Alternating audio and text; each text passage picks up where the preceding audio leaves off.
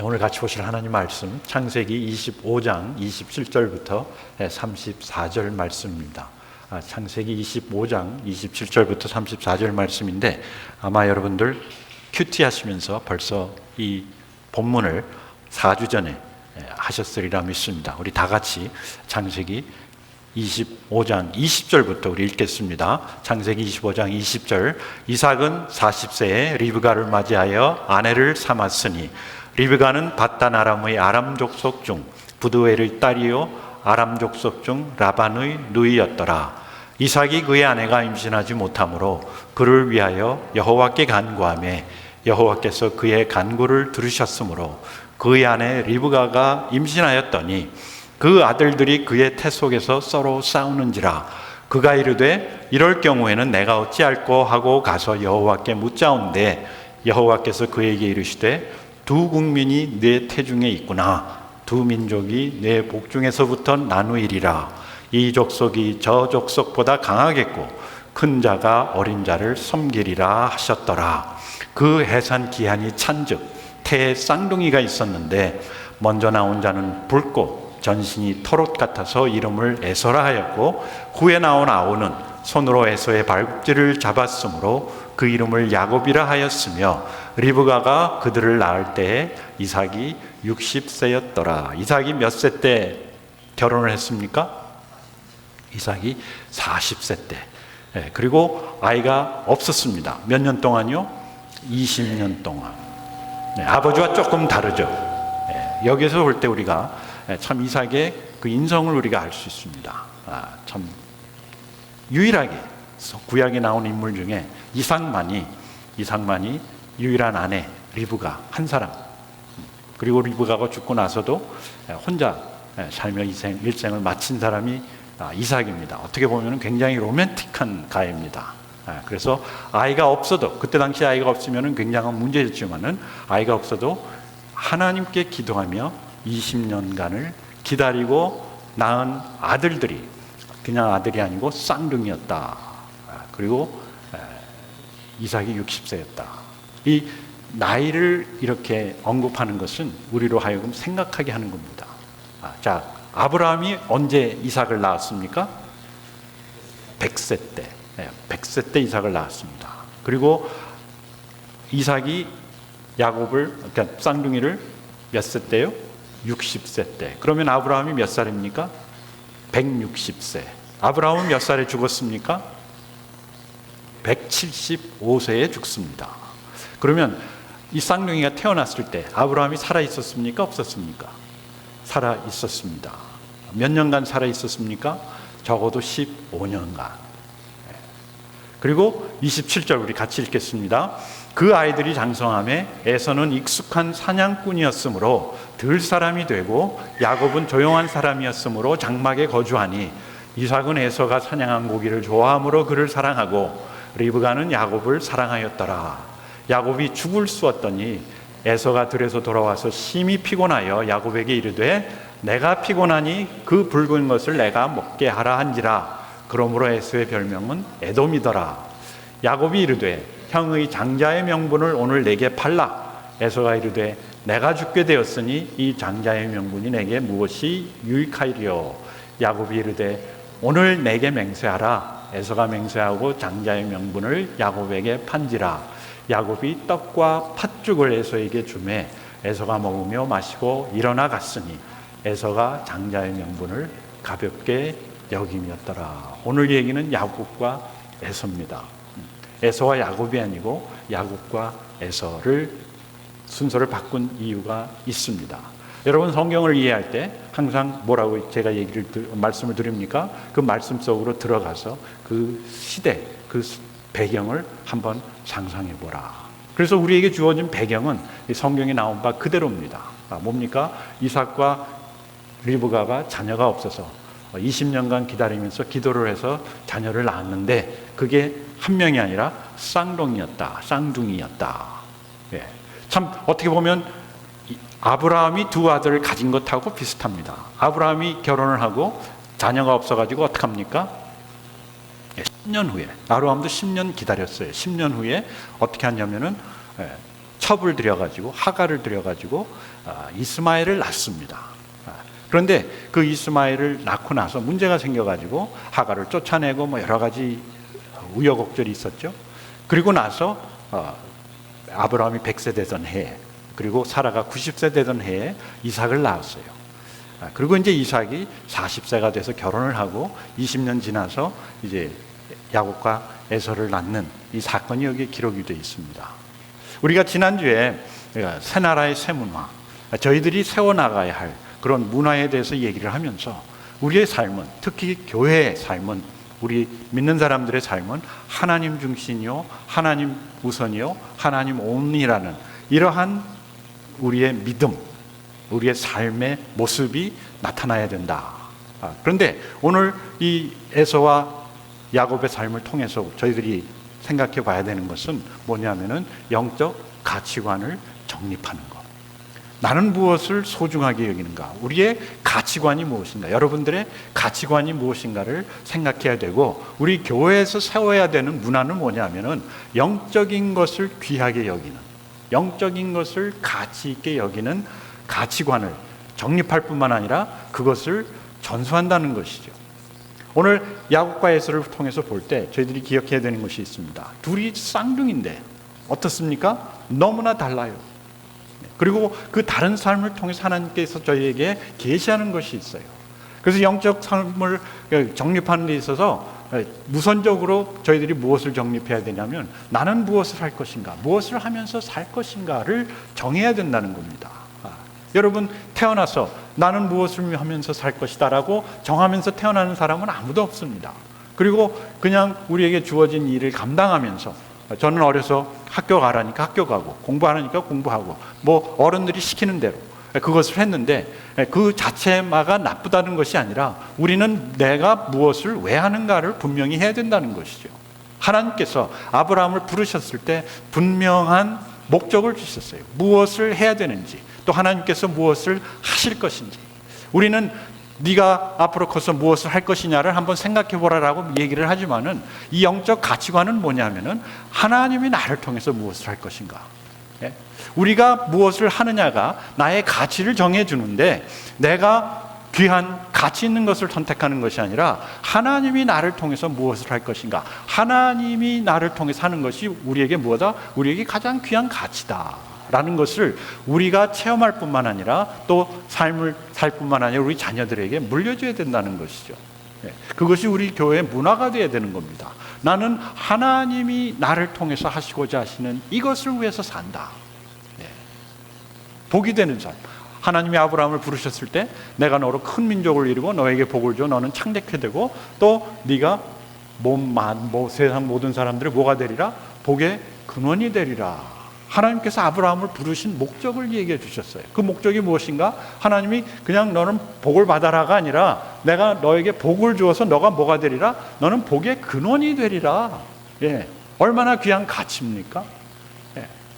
우리는 너는 커서 유명한 사람이 되라, 너는 커서 성공해라, 너는 커서 돈을 많이 벌어라, 막 여러 가지 얘기를 하지만은, 그러나 그 궁극적인 목적이 그 자체가 아니라 무엇입니까? 그것을 통해서 내가 복이 되는 삶, 무엇을 할 것인가가 중요하다는 것이고, 그것을 내가 할 뿐만 아니라 내가 그러한 삶을 살 때 하나님께서 어떻게 역사하신다? 그러한 삶을 통해서 우리 자녀들에게 똑같은 삶을, 똑같은 비전을, 똑같은 가치관을 주시는데, 그 영적 가치관 어디에서부터요? 우리 삶 속에서부터, 우리 교회에서부터 시작을 해야 된다는 겁니다. 그냥 아이들에게 너 좋은 사람이 되라, 하나님 말씀 가르치고 이대로 행해라, 저대로 행해라, 그 자체가 중요한 것이 아니라 그것을 통해서 우리는 앞으로 무엇을 할 것인가, 뭐 대통령이 되고 엔지니어가 되고 뭐 박사가 되고, 그것이 아니라 내가 그런 것을 통해서 뭐가 되는 겁니까? 복이 되는 삶. 복이 되는 삶. 그래서 하나님이 태중에 둘이 있는데 큰 자가 작은 자를 어떻게 하리라? 섬기리라. 여러분, 큰 자가 뭡니까? 큰 자가 뭐예요? 여기에서 제일 큰 자가 누굽니까? 우리 제이콥이 제일 커요. 그리고 어떤 분들은 우리 저기 어르신이 제일 크다, 높다, 나이가 많으시다. 여러분, 우리 큰 자 그러면은 나이 많은 것으로, 큰 자 그러면 몸이 많은 것, 큰 것으로, 큰 자 그러면은 뭐 재산이 많은, 능력이 많은 것으로 우리가 생각하는데 그게 아닙니다. 그래서 여기에서 저들이 실수하는 게 뭐냐면은 큰 자가 작은 자를 섬기리라 그랬으니까 에서가 야곱을 섬기는구나, 이거 하나님이 미리 정했구나, 그게 아닙니다. 여러분, 큰 자 그러면은 나이 많은 자가 아니에요. 큰 자 그러면 먼저 나온 자가 아닙니다. 큰 자 그러면은 위대한 자입니다. 위대한 자. 위대하다는 것이 뭐 알렉산더 뭐 그런 위대함보다는 그 인격 자체가 위대해서 커서 무엇을 할 수 있어요? 많은 사람들은 품을 수 있는 그러한 인격자, 그러한 성격의 소유자, 성품의 소유자. 그래서 예수님께서 그렇지 않았습니까? 앉아서 먹는 자가 크냐, 서서 섬기는 자가 크냐? 앉아서 먹는 자가 아니냐? 그러나 나는 너희 가운데 섬기는 자로 있느니라. 왜냐? 섬김이라는 것은 큰 자가 어린 자를 섬기지 작은 자를 섬기는 것이지, 작은 자가 큰 자를 절대로 섬길 수가 없습니다. 노예 생활은 할 수 있지만은 섬긴다는 것은 그 사람을 도와서 그 사람이 잘 되게 만드는 것인데, 누가 누구를 돕습니까? 큰 자가 작은 자를 돕는 겁니다. 여기에서 하나님이 계시를 한 것은 뭐냐면은 에서가 야곱을 섬길 거니까 야곱에게 잘해주라가 아니라, 그것이 하나님의 인생의 원리라는 얘기예요. 쌍둥이지만 똑같지만 다른 사람들이 보기에는 뭐 에서가 더 큰 것 같고 아니면은 야곱이 더 작은 것 같고 그렇겠지만은 그것이 아니라 하나님 나라에서의 원리는 뭐냐? 큰 자가 인격체가 크고 참 그 사람의 성품이라 이런 것이 큰 사람이 어떻게 해요? 작은 자를 섬기는 것이다.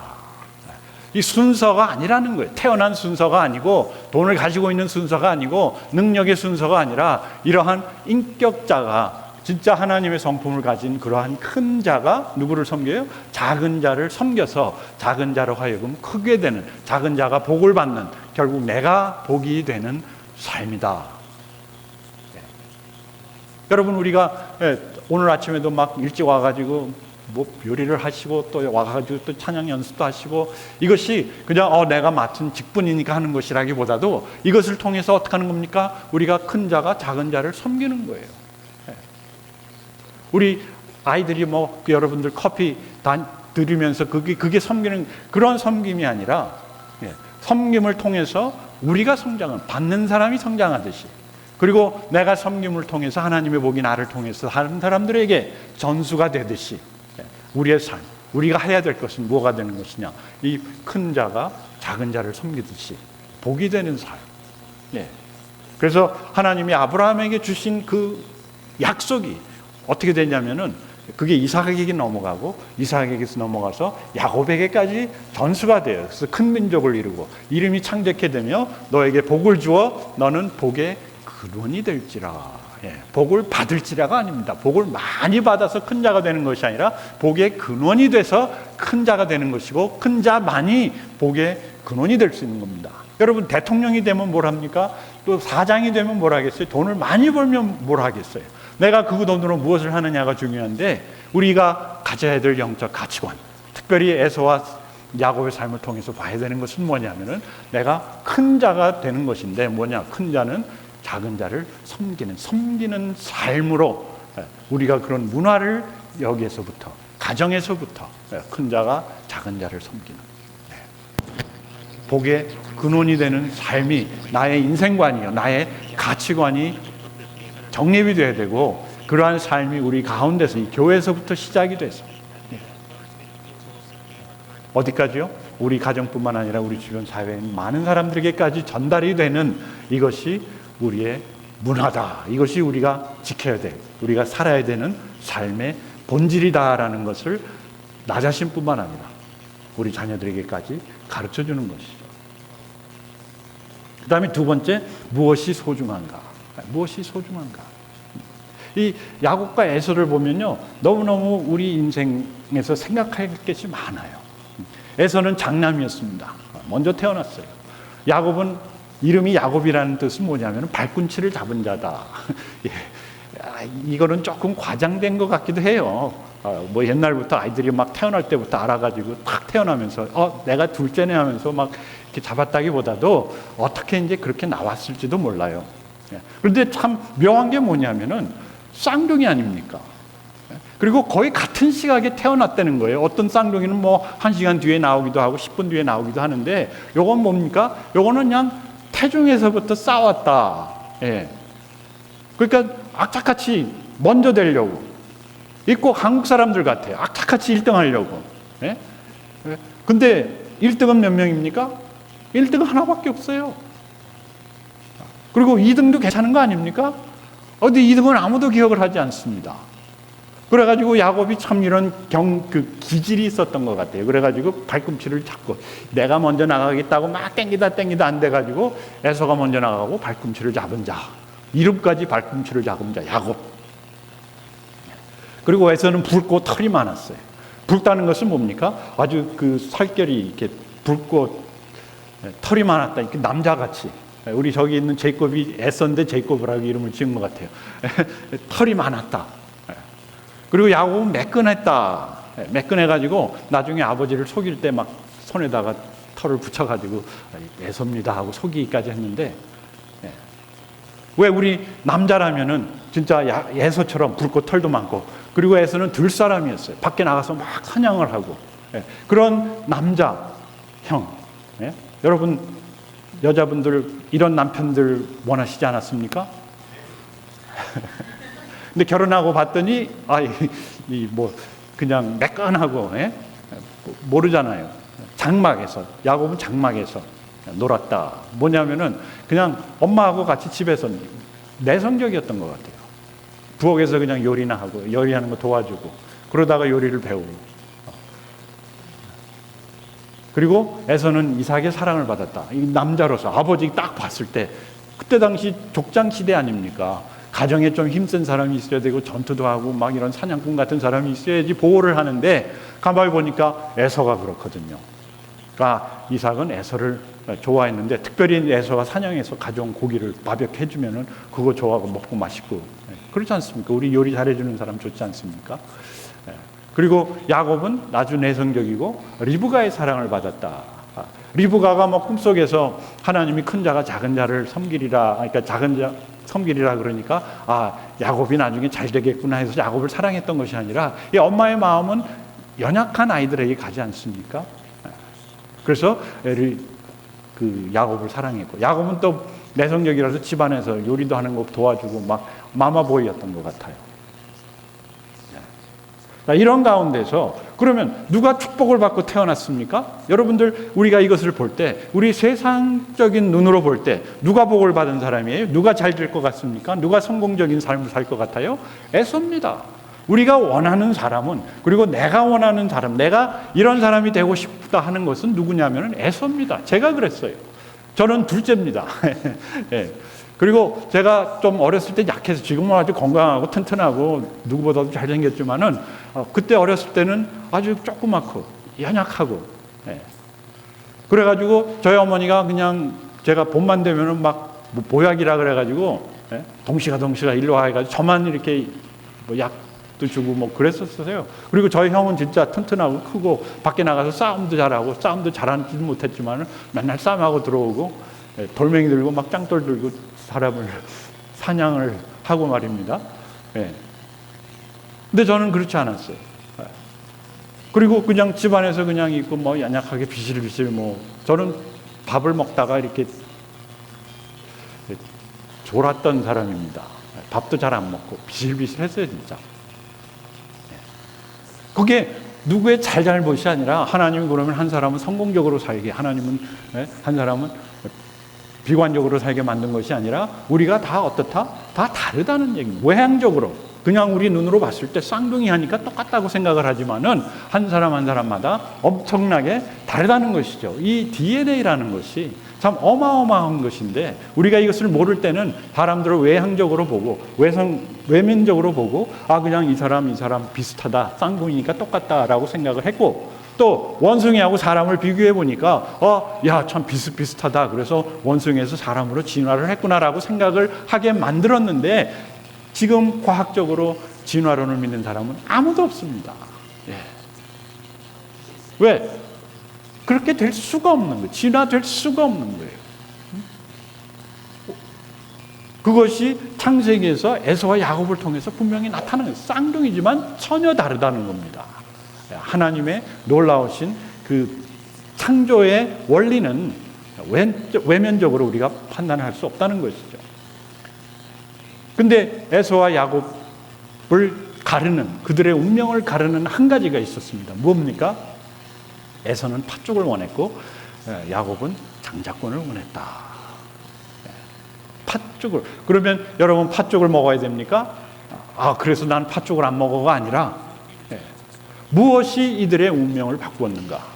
이 운명이라는 것이 정해진 건가? 아니면 내가 개척해 나가는 건가? 항상 거기에 대한 질문이 많이 있습니다. 특별히 우리 그리스도인들에게서는.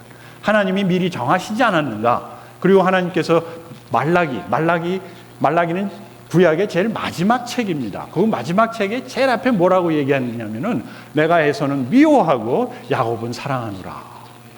야, 하나님 편애하시네. 하나님은 이런 아주 씩씩한 사람, 튼튼한 사람, 모향적인 사람을 싫어하고 이런 내성적이고 약한 이런 야곱을 사랑하는가? 그러면 하나님 불공평하지 않는가? 에서는 이렇게 태어났는데 그게 무슨 죄입니까? 그렇게 얘기를 할 수가 있는 거예요. 그래서 하나님께서 다 정했고 하나님이 미리 정하시고 하나님이 힘이 세니까 그냥 하나님이 사랑한다면 사랑하는 거고 미워한다면 미워하는 거야. 그대로 믿어. 뭐 지옥 갈 사람 가고 천국 갈 사람 가고 다 정해진 건데 네가 뭐 떠드느냐라고 사람들이 많이 얘기를 하는데 그거는 잘못된 표현입니다.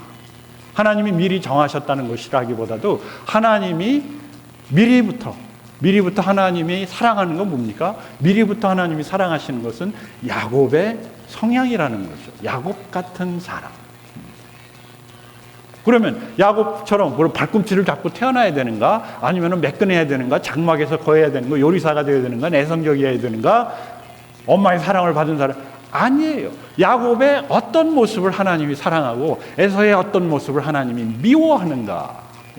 여러분, 하나님이 어떤 사람을 사랑하고 어떤 사람을 미워하지 않습니다. 우리도 그렇지 않습니까? 우리도 자녀들을 미워할 때가 있어요. 쟤 참 저거 밉다 하고 밉생이라고 얘기를 하는데 그 자녀가 미운 것이 아니라 뭐가 밉습니까? 하는 행동, 바로 그겁니다. 하는 행동이 미운 거예요. 막 S자가 막 나오고 말입니다.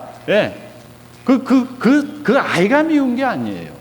하는 행동이, 하나님이 에서를 미워했다는 것은 에서를 미워하실 수가 없어요. 왜요?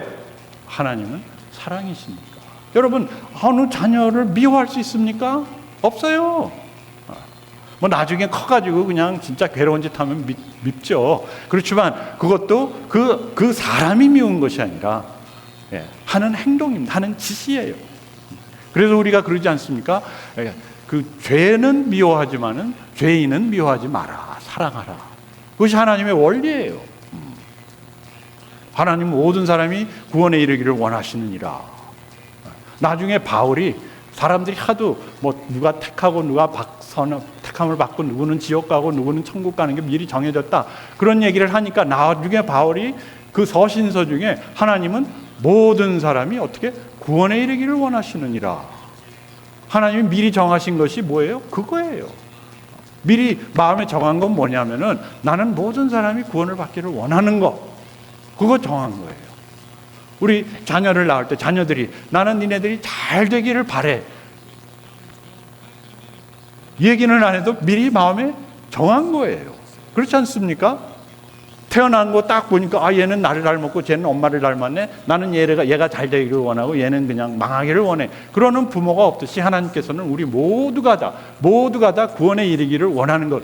언제 정하셨어요? 우리가 태어나기 전부터, 창세 전부터 미리 하나님은 우리를 사랑하시고 우리가 구원받고 우리가 천국에 들어가시기를 미리 정하셨다. 그게 하나님의 선택입니다. 하나님의 예정하셨다. 예정하셨어요. 얘는 뭐 몇 월 며칠 구원받고 얘는 몇 월 며칠 지옥 가고 그걸 정하신 것이 아니라 하나님은 모든 사람이 구원에 이르기를 원하노라 정하셨고, 그 다음에 두 번째 하나님이 미리 정하신 것이 있어요. 얘네들이 무엇을 통해서? 내 아들 예수 그리스도를 통해서. 예수 그리스도를 통해서 나의 은혜와 나의 사랑과 나의 인도하심을 깨닫는, 아는 사람들이 구원에 이르는 것을 하나님이 언제 정하셨어요? 미리 정하셨다.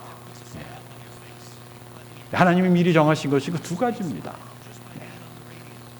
그런데 그러면은 에서와 야곱의 이 팥죽과 장자권, 이것이 무슨 문제일까? 장자권은 상속권입니다. 상속권이에요. 그때 당시 장자권이라는 것이 그렇게 의미가 많지 않았어요. 크지 않았습니다.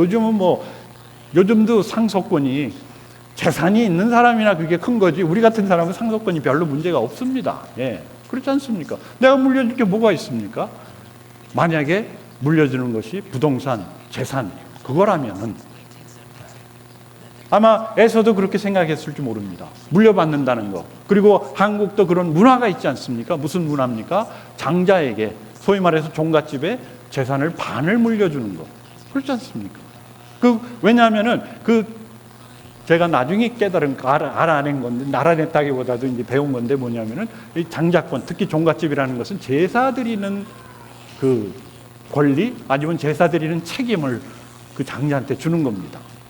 제사라는 것은 꼭 지나가던 영혼이 와서 밥을 먹고 그 다음에 가고, 그거라기보다도 조상을 기리는 거죠. 조상의 은혜, 조상의 많은 했던 일들.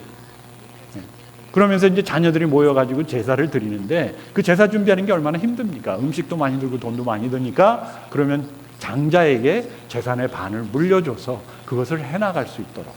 그래서 장자권은 재산과 많이 연관이 되어 있는데, 이때 당시 장자권은 재산과는 별로 연관이 된 게 하나도 없어요. 그런데 야곱이 장자권을 원했다. 자기가 차자니까, 자기가 이 차남이니까 장자권을 원하기도 했겠지만은, 그 장자권이 무슨 뜻이냐는 것이죠.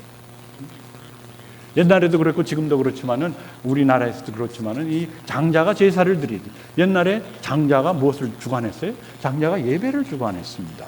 제사를 주관했어요. 그때 당시 제사였어요. sacrifice라고 얘기하지 않습니까?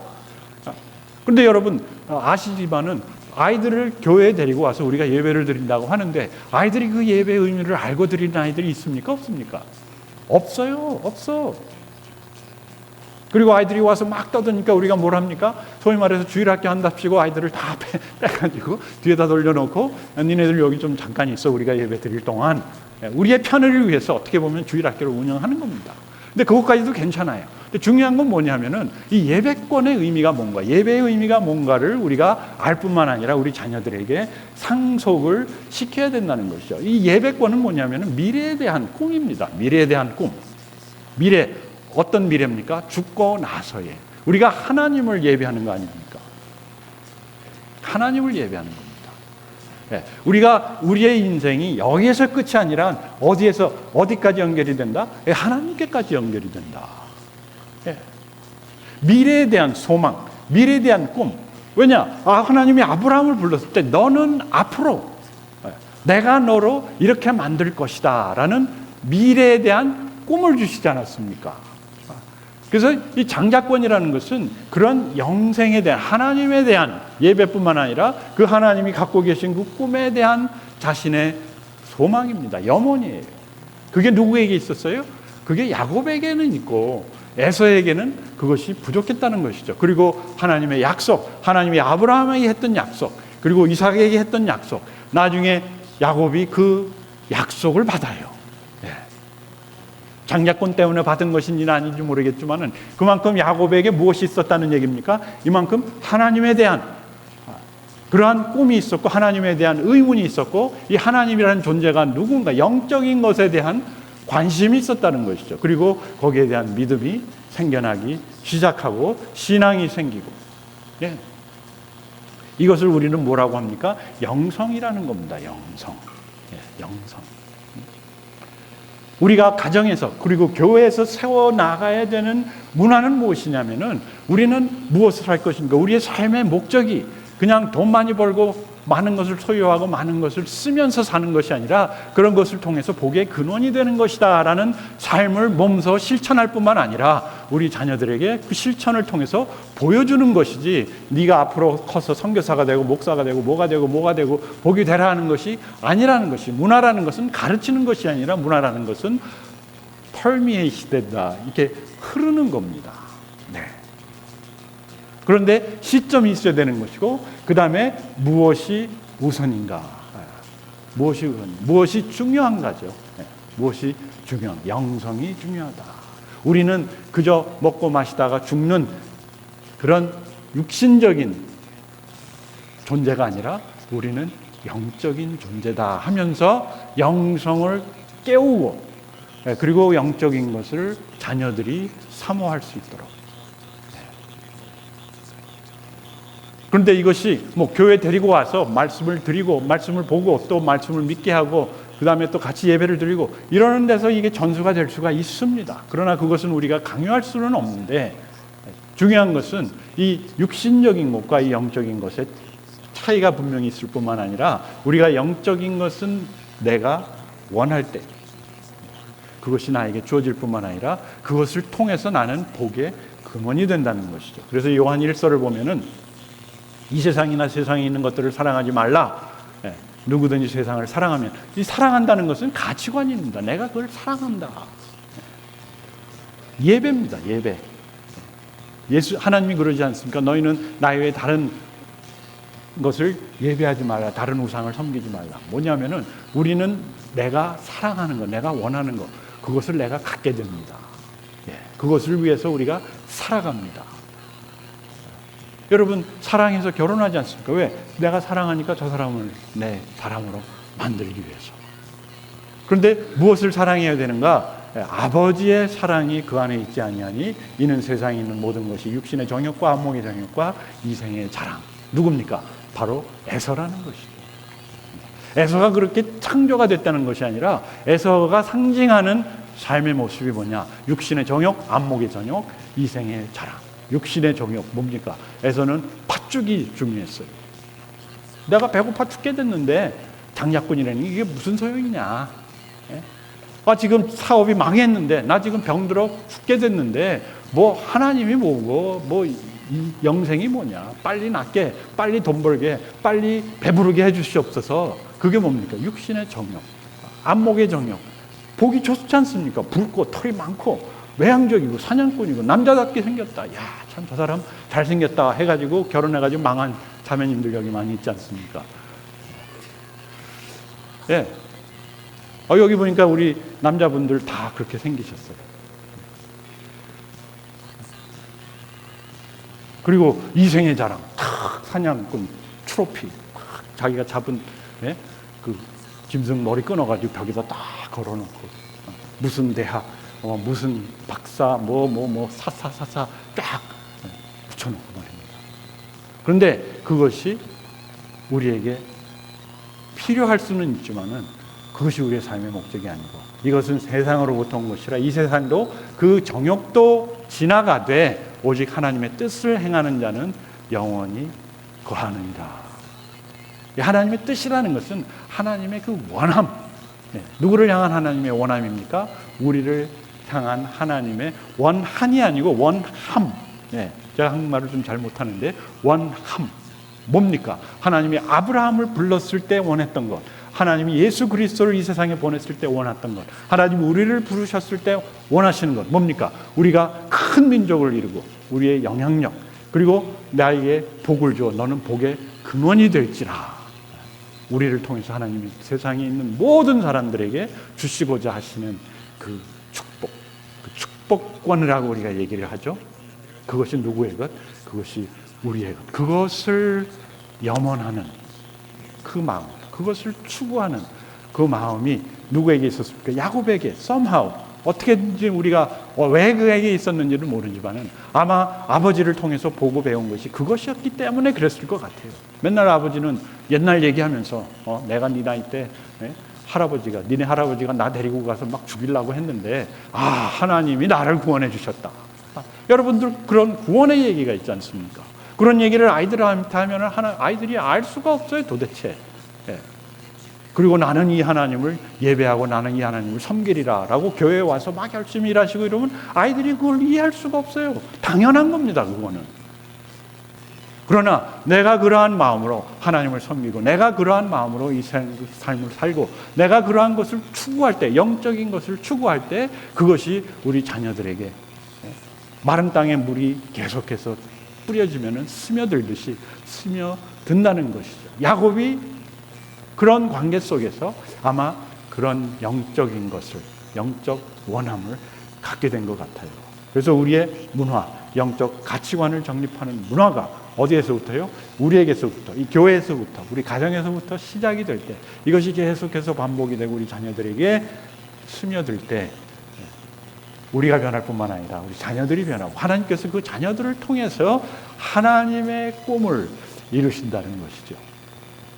이것이 하나님은 야곱을 정해놓고 얘는 나중에 나의 꿈을 이루는 사람이 되리라가 아니라는 것입니다. 우리 같이 일어나셔서 우리 찬송 부르시면서 참 이 하나님이 지으신 세계, 그리고 하나님이 우리에게 주신 그 삶, 이것이 그냥 우리가 먹고 마시고 즐기는 여기에서 벗어나서 이것이 아니라 진짜 하나님께서 계획하시고 꿈꾸시고 이루시고자 하시는 것이 나를 통해서 이루게 하소서라는 기도하는 마음으로 우리 찬송